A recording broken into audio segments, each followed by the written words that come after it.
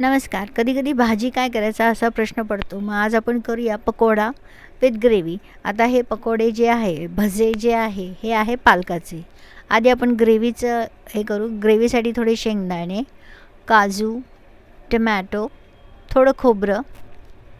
आता याचं वाटण करून कढईमध्ये तेल गरम झाल्यावर थोडेसे मोहरी तडतडल्यावर त्याच्यामध्ये आपण हे वाटण टाकून चांगलं तेलामध्ये परतून घेऊया. आणि साईडने तेल सुटायला लागलं की त्याच्यामध्ये थोडीशी ॲड करूया हळद, तिखट, धणे जिऱ्याची पूड, गोडा मसाला आणि मीठ. आता हे सगळं चांगलं आपण एकत्र परत मिसळून घेऊया आणि याच्यामध्ये थोडं पाणी ॲड करून त्याला एक चांगली उकळी येऊ द्या. आता ही ग्रेव्ही जी आहे ही आपल्याला पांढरी दिसेल, कारण की याच्यामध्ये मी काजू टाकलेले आहेत आणि दुसरे खोबरं टाकलेलं आहे, त्यामुळे अशी पांढरट ग्रेव्ही दिसेल. आता याला चांगली उकळी आली की हे आपण आता बाजूला ठेवूया.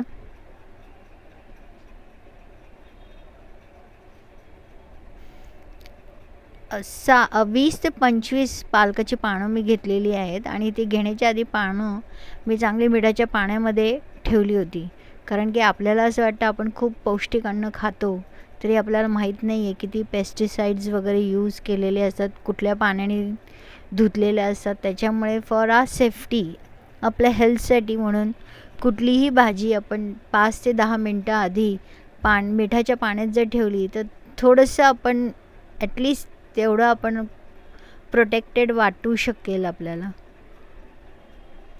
आता हे पालक असे बारीक चांगले चिरून घ्यायचे. मी कापून घेतलेले आहे. सगळा पालक असा बारीक कापून झाला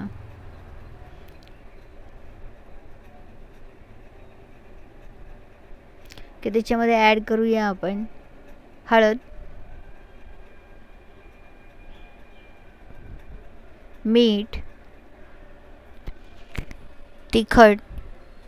तुमच्या टेस्टप्रमाणे तुम्ही कमी जास्त ॲड करू शकता. थोडंसंच ओवा टाकला आहे मी, 4 चमचे डाळीचं पीठ आणि 1 चमचा तांदळाचं पीठ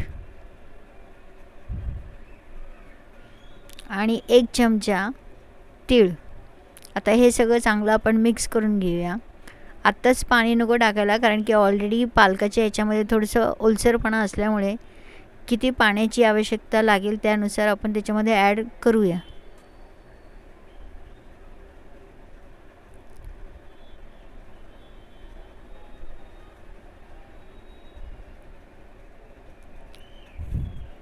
आता हे झालं चमच्याने मिक्स करणं. आता आपला हात जगन्नाथ, हाताने चांगलं मिक्स करून घ्या. हाताने मिक्स केलं की चांगलं सगळं एकजीव होऊन जातं.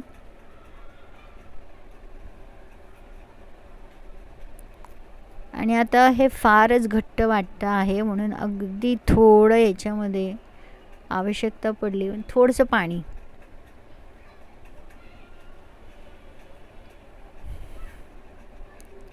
सगळं चांगलं मळून झालेलं आहे हे. आता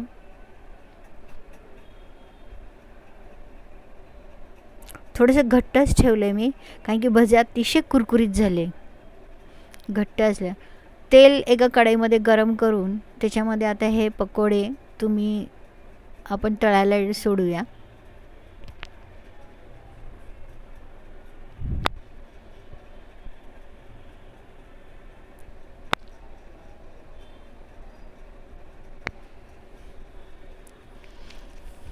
आपण लांब लांब पालकाचे पकोडे करतो.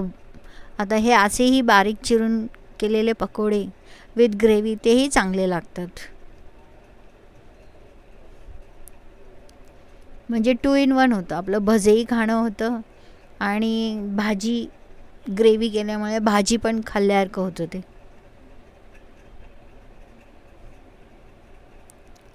दोन्ही बाजूनी चांगलं परतून घेऊया आपण तेलामध्ये.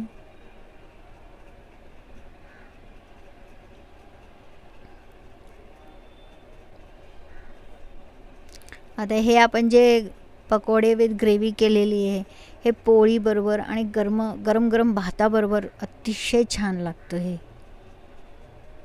आता एका प्लेटमध्ये पकोडे टाकून त्याच्यावर ग्रेव्ही टाकून गरमागरम ही सर्व करूया भाताबरोबर किंवा पोळीबरोबर.